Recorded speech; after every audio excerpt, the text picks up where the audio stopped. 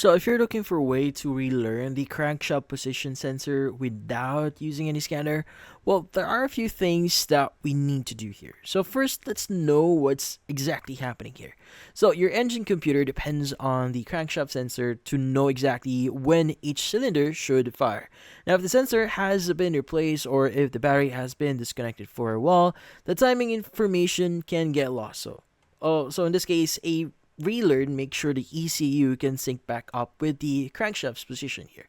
So most vehicles keep the crankshaft sensor actually close to the crank pulley or the harmonic balancer at the front of the motor. Now it's a small piece with a plug-in wire harness, so even if you don't touch it, knowing its location help you follow along.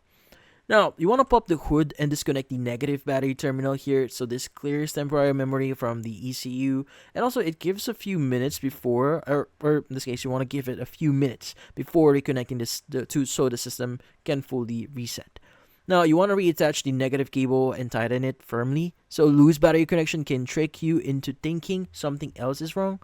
And also, you want to turn the key and try to start the car here. So don't be surprised if it takes more than one attempt. So that's normal while the ECU resyncs. Now, once it actually runs, let this engine sit at idle for about 10 minutes so the computer has time to relearn the sensor signal.